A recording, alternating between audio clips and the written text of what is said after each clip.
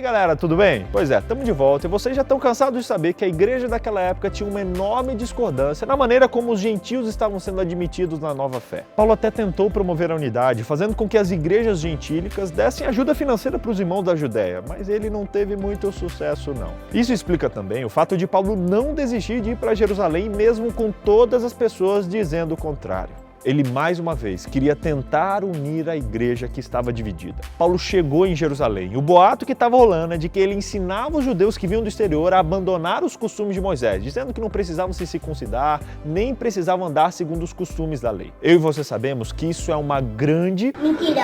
O que Paulo ensinava é que, em termos de salvação, nem a circuncisão, nem a incircuncisão significa coisa alguma, pois todos seriam salvos pela fé em Jesus. Isso é bem diferente de incentivar os judeus a desconsiderar a lei e os seus requisitos. Mas sabe, gente, quando Paulo chegou em Jerusalém, ele cometeu um erro mortal. Os líderes da igreja aconselharam ele a financiar o voto de nazireado de alguns cristãos judeus e purificar-se com eles. Nazireus eram pessoas separadas que dedicavam as suas vidas para o serviço de Deus, seguindo uma série de exigências. Por exemplo, Sansão, ele era um nazireu, ele não cortava o cabelo, se abstinha de bebidas alcoólicas ou deveria não tocar em cadáveres e nem comer carne em algumas circunstâncias. O voto do nazireado podia durar 30 dias ou até mesmo a vida inteira. Ele era feito pela própria pessoa ou até mesmo por seus pais, como foi no caso de Sansão e de Samuel. O fato de Paulo ter financiado o voto do nazireado de alguns cristãos significa que ele pagou pelos custos que esses devotos teriam durante o processo. Por exemplo, o custo da raspagem cerimonial do cabelo, o custo dos animais que seriam sacrificados, esse tipo de coisa. E por que isso foi mal visto pelo povo? Bom, a intenção de Paulo com esse ato era convencer os judeus de que ele não havia abandonado as leis de Moisés, mas isso fez com que os judeus entendessem que ele reconhecia que necessitava de purificação perante Deus. Galera, infelizmente Paulo cedeu onde não deveria ter cedido.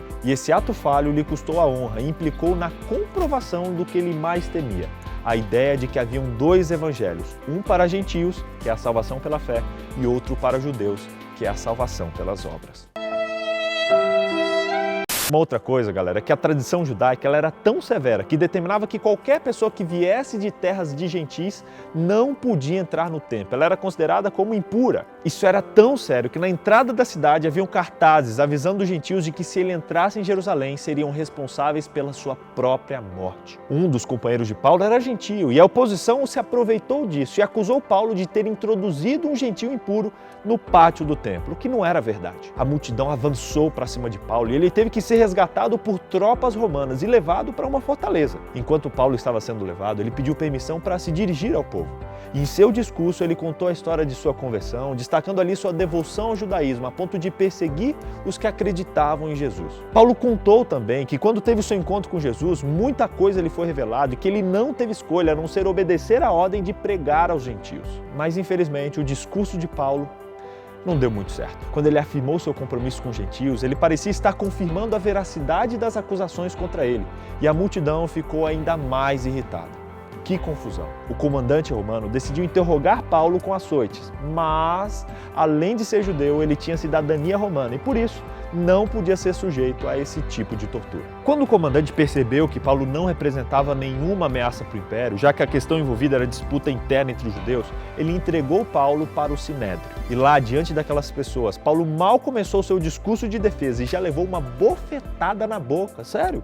Isso pelo fato deles considerarem blasfêmia um prisioneiro se referir ao nome de Deus. Mas Deus não deixou Paulo sozinho. Naquela mesma noite, a Bíblia diz que o Senhor apareceu para Paulo, dizendo para ele: coragem, assim como você testemunhou ao meu respeito em Jerusalém, deverá também testemunhar em Roma. Isso fortaleceu Paulo e deu mais coragem, sabendo que ele ia realizar o sonho de pregar em Roma mais uma vez. Mas isso não fez o povo ficar quieto não. Eles estavam tão decididos a matar Paulo que não aguentavam mais esperar pela justiça e resolveram armar um plano para acabar eles mesmos com Paulo de uma vez por todas. Mas esse plano foi por água abaixo, quando, de maneira providencial, o sobrinho de Paulo ouviu os boatos e foi lá na fortaleza contar para ele. Sabendo disso, o comandante achou que era hora de transferir o caso para o governador romano, chamado Félix. E ele escreveu uma carta para Félix explicando o caso de Paulo, explicou que ele estava sendo julgado por questões da lei dos judeus, que não havia encontrado nele nenhuma questão que fizesse merecer a prisão ou até mesmo a morte. Félix leu essa carta, interrogou Paulo e manteve ele preso até que os seus acusadores chegaram. graça. Pois é, galera, que história forte. Não dá nem para terminar ela nessa lição. Por isso,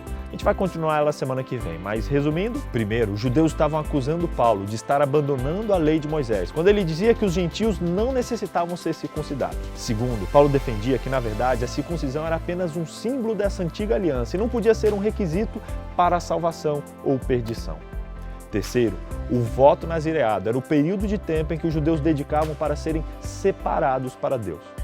Quarto, Paulo foi acusado também de ter profanado o templo ao levar um gentio incircunciso lá para dentro, o que era uma mentira. E quinto, Paulo foi salvo pelo comandante romano e ficou preso na fortaleza até que o julgamento fosse realizado. O ponto principal da lição dessa semana para mim é o fato de Paulo, na melhor das intenções, ter cedido aonde não deveria. No objetivo de agradar os dois lados, ele foi além e acabou se complicando. Muitas vezes, eu e você, pelo receio da rejeição, da impopularidade, a gente cede onde a gente não deve. E isso, além de tirar de nós a oportunidade do testemunho, abre uma brecha para a oposição. Não faça isso. Esteja firme nos seus princípios e os defenda, mesmo que isso custe a sua própria vida. Pense nisso e semana que vem a gente continua essa história. Tchau, tchau.